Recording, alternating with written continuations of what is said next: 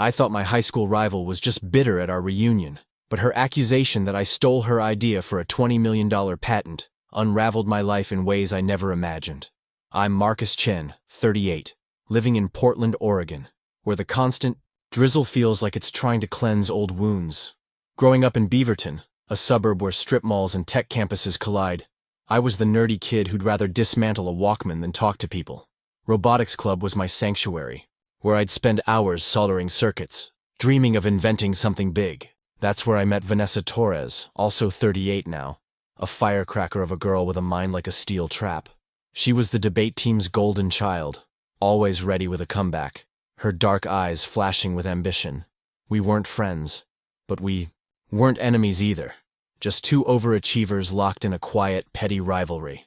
I'd roll my eyes when she'd improve my group project designs. She'd scoff when I stuttered through a presentation. It was high school, so every slight felt like a declaration of war. Vanessa was a first-generation Mexican-American, her parents working double shifts to keep the lights on. She carried that weight like a badge, always hustling for scholarships. While I, a second-generation Chinese-American, had the cushion of my parents' teaching salaries. Our differences fueled the tension. Her bold ideas versus my methodical tinkering. Senior year, we clashed in robotics over a solar car project, her pitching wild concepts while I focused on execution. After graduation, we scattered. I studied electrical engineering at Oregon State, eventually patenting a battery optimization algorithm in 2015 that revolutionized electric vehicles. Licensing deals made me $20 million by 2023. But I stayed humble. No mansions, just a cozy Portland bungalow and quiet donations to STEM programs. Vanessa, I heard through the grapevine, became a corporate lawyer in Seattle, married Greg, a 40-year-old finance guy, and had 2 kids. I barely thought of her until our 20-year high school reunion last month, when the past came roaring back with a vengeance. The reunion was in a gaudy Beaverton banquet hall, strung with fairy lights that flickered like they were embarrassed to be there. I stood by the bar, sipping a lukewarm IPA, trading small talk with old classmates. Priya, now a pediatrician, and Jake, a real estate agent with a loud laugh. The air smelled of nostalgia and regret, everyone posturing about their lives. I was content to blend in, my wealth a secret I guarded like a fragile heirloom. Then Vanessa walked in. She wore a crimson dress that hugged her like armor, her heels clicking with purpose. Her hair was shorter now, sharp as her gaze, which found me across the room. I nodded, polite but wary, expecting a quick jab about my old hoodie and jeans days. Instead, she made a beeline for me, her smile tight, like a predator baring teeth. The crowd parted subtly, sensing the tension. "Marcus Chen," she said, her voice honeyed but laced with something darker. "Still playing the humble genius?" I chuckled, uneasy. "Just here for the nostalgia, Vanessa. You look good." Her eyes glinted, unblinking. "Oh, I'm great. But I'm curious. How's it feel to build a fortune on someone else's brainchild?" The words hit like a sucker. Punch. I blinked, my beer bottle sweaty in my hand. "What are you talking about?" She stepped closer, her perfume sharp, voice dropping to a hiss. "Your battery algorithm, the one that made you $20 million. Senior year, robotics club, our solar car project. I pitched adaptive power optimization. You were there, scribbling, like a thief in the night. Ring any bells?" My mouth went dry. I vaguely recalled her ranting about efficiency during a late-night build session, but it was a chaotic group project, ideas flying, none of them polished. My patent, filed years later, was born in grad school, coded line by line in a dingy Corvallis apartment. "Vanessa, that's ridiculous," I said, my voice louder than intended. "I built that algorithm from scratch." She laughed, sharp and cold, pulling her phone from her clutch. "Really?" "Because I kept my notes." She swiped to a scanned page, dated 2003, her tight handwriting spelling out, "Adaptive voltage scaling for power optimization." My stomach twisted. The phrasing was unnervingly close to my patent's abstract, but I'd never seen her notebook. Had I? "Vanessa, this is crazy," I said, my face hot. People were staring now. Priya, Jake, even the DJ lowering the music. "You can't. Just, I checked your patent, Marcus," she cut in, her voice rising, deliberate. "The math, the logic, it's mine. You think I wouldn't recognize my own work?" She turned to the crowd, her lawyer's poise kicking in. "He stole my idea, made millions while I clawed through law school as a single mom. Murmurs rippled through the room. Priya stepped forward, her voice soft. Vanessa, maybe this isn't the place? No, Vanessa snapped, eyes locked on me. He doesn't get to hide. She shoved her phone at me, the notebook page glowing like an indictment. Admit it, Marcus. You took it. My mind raced. I hadn't stolen anything, but her evidence, her conviction was shaking me. I didn't, I said, but my voice cracked, weak. Greg, her husband, appeared, his face strained, tugging her arm. Vanessa, enough! She yanked free, her voice ablade. You stole my future, Marcus. My life. The room was a blur of faces, all judging, whispering. I set my beer down, hands trembling, and walked out, her words echoing like a gunshot. Outside, the Portland rain hit my face, but it couldn't wash away the doubt she'd planted. I didn't sleep that night. Vanessa's notebook page seared into my brain like a brand. Her handwriting, neat, deliberate, looped through my thoughts, accusing me. I stumbled to the attic at 3 a.m., tearing open dusty boxes from high school. Spiral notebooks, graph paper, robotics club sketches. My notes were there, packed with voltage calculations and motor specs, but nothing like her adaptive voltage scaling. Still, her words clawed at me. What if I'd overheard her idea, buried it deep, and let it resurface years later as my own? The possibility, however slim, made my skin crawl. By dawn, my phone was buzzing. Our class group chat had erupted. Marcus? Stole Vanessa's idea? No way. He's loaded, so maybe she's got a point. Jake texted privately. Dude, you okay? She's unhinged. I couldn't respond. I called Lena, my girlfriend, a 36-year-old graphic designer whose voice usually grounded me. She's lying, right? She asked, her tone soft but probing. Of course, I said, but my pause betrayed me. Her silence on the line felt like a chasm. I needed answers, not just for Lena or the gossiping classmates, but for myself. I contacted Sarah Nguyen, a 45-year-old patent lawyer with a reputation for cutting through bullshit. We met at a Portland cafe, rain streaking the windows. I showed her Vanessa's notebook scan, forwarded by Priya. Sarah adjusted her glasses, unimpressed. This is thin, she said. No code, no implementation, just a concept. Ideas aren't patents, Marcus. But she's winning the PR war. She floated a defamation countersuit, but I recoiled. Suing Vanessa would make me look guilty, like I was bullying her into silence. Instead, I turned my life into a crime scene, hunting for proof of my innocence. I dragged out old hard drives, scouring grad school emails, MATLAB scripts, and thesis. Drafts from 2010. My algorithm's DNA was there. Late-night breakthroughs, professor critiques, scrapped prototypes. I wasn't a thief. I'd built this, line by painstaking line. But the world didn't care.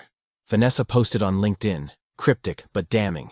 Betrayal stings when it's someone you trusted. Tech blogs pounced. Millionaire's patent. Under fire. My startup clients sent cautious emails. Can we discuss this? I was sinking. Desperate, I called Vanessa, my voice shaking. Let's talk, just us, please. She laughed, cold and final. You'll pay, Marcus. The S4 line went dead. Lena found me later, staring at my laptop, eyes bloodshot. You're not that person, she said, her hand on my shoulder. But her hesitation, her "are you sure" glance, cut deeper than Vanessa's accusations. I started doubting everything. My memory, my integrity.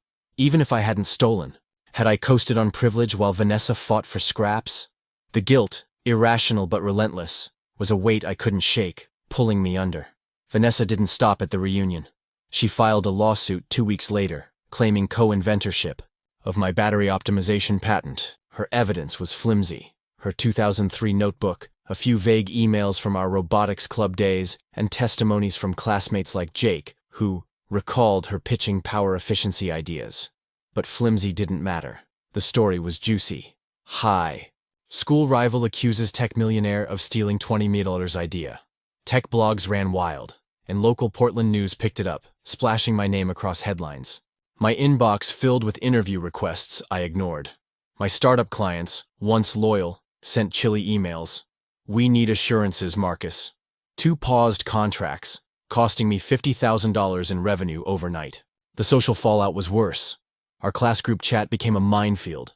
Priya, the pediatrician, Tried staying neutral, texting me, "This feels personal for her, Marcus. Be careful." Others weren't so kind. A guy I barely remembered, Derek, posted, "Always knew Marcus was shady." Friends I'd trusted for years ghosted me, unwilling to pick a side. My parents, retired teachers in their 60s, called daily, their voices tight with worry. "We know you're honest," Mom said, but I heard the question in her pause. Dad asked if I'd considered settling. Settling what? My integrity? Lena, my girlfriend, was my anchor, until she wasn't. One night, after another blog post rehashed Vanessa's claims, she sat me down. "Marcus, if there's even a sliver of truth here, tell me now." Her eyes, usually warm, were hard, searching. I swore I'd built the algorithm myself, showed her my grad school notes, but her "okay" was flat, like she was convincing herself. We didn't fight, but the air between us grew heavy, trust fraying like old rope. She started spending nights at her studio, needing space. I didn't push, but it felt like losing her in slow motion. Vanessa's camp wasn't unscathed. Greg, her husband, reached out a month into the chaos, asking to meet at a dive bar in Seattle. He looked wrecked, his finance bro polish dulled by exhaustion. Over cheap whiskey, he spilled. "She's obsessed, man. This isn't just about the patent. She's been unraveling for years. Work stress, kids, feeling like life cheated her." He said Vanessa's fixation on me was poisoning their marriage. She'd scream about justice late at night, neglecting their kids, aged 8 and 10. Greg was filing for separation, scared she'd spiral further. I felt a pang of pity, but it didn't dull my anger. Her pain didn't justify torching my life. The lawsuit emboldened Vanessa's public campaign. She tweeted daily, framing herself as a victim of tech bro greed. Her followers, strangers mostly, piled on, doxing my address, flooding my LinkedIn with hate. I deleted my socials, but screenshots kept circulating. A former colleague warned me, "She's got a lawyer sniffing for more dirt." My lawyer, Sarah, stayed calm, but even she admitted, "This could drag on for years, Marcus. Brace yourself." My world shrank. I stopped going to industry events, paranoid about whispers. My parents invited me to dinner, but their questions, "You sure you never saw her notes?" stung more than the headlines. Lena and I barely talked. Her texts were polite but distant. Priya checked in, but her, "I'm sure it'll blow over," felt hollow. Vanessa's lawsuit was weak, but her real weapon was chaos. She'd turned my life into a spectacle, and people were picking sides. Some believed me, others saw a rich guy dodging accountability. The truth felt irrelevant. Greg's words stuck with me. Vanessa wasn't just fighting for a patent. She was fighting her own regrets. I hated her for it, but I saw the tragedy. She'd built me into the villain of her story, and no court ruling would change that. My life, my reputation, my relationships, was collateral damage in her war with herself. The lawsuit collapsed 6 months later, in March 2025. The judge tossed Vanessa's claim, ruling her notebook and hazy classmate testimonies didn't prove I'd stolen anything. My patent stood, my $20 million fortune intact. But the win was ashes. Legal fees drained $250,000, and my reputation was a wreck. Google my name, and patent theft still pops up. Clients came back, but their trust was cautious, like I was on probation. The victory didn't feel like one. It was just the end of a storm that left everything broken. Lena and I limped along, trying to rebuild. She apologized for doubting me, her eyes wet, but the crack in our trust didn't heal. We're in therapy now, learning to talk without flinching, but some nights I catch her staring, like she's still searching for the truth. My parents stopped asking questions, but their relief is tinged with worry. They see I'm not the same. Friends like Priya stayed loyal, but others faded, unwilling to navigate the drama. The class group chat went silent, as if Vanessa's defeat erased the need to care. I tried reaching out to Vanessa, not for peace but for closure. I emailed, offering to fund a STEM scholarship in her name, no strings attached, a naive hope to end the war. She never replied. Greg, her now ex-husband, called me later, voice heavy. Vanessa had moved to Tacoma, left her law firm, and was figuring things out. Her obsession with me had cost her marriage, her kids' stability, her career. He didn't blame me, but his words landed like a stone. She needed a villain. Marcus, you were just there. I don't hate her anymore. I see a woman who felt life owed her more, who saw my success as a mirror of her struggles. Her accusation wasn't about the patent. It was about the unfairness of chance, her grinding. Through law school as a single mom while I hit the jackpot. I didn't steal her idea, but I can't shake the truth she exposed. My path was easier, paved by privileges she never had. That's the real twist, the one that keeps me up. Not her lawsuit, but the question of whether I deserved this life. More than she did. I'm rebuilding, but I'm different, warier, less open. The money's still there. A quiet burden I don't flaunt. I've started mentoring kids in Portland's underserved schools, teaching robotics, hoping to give back what luck gave me. It's not redemption, just purpose. Vanessa's gone, but her shadow lingers, reminding me how fragile truth is, how quickly a life can unravel.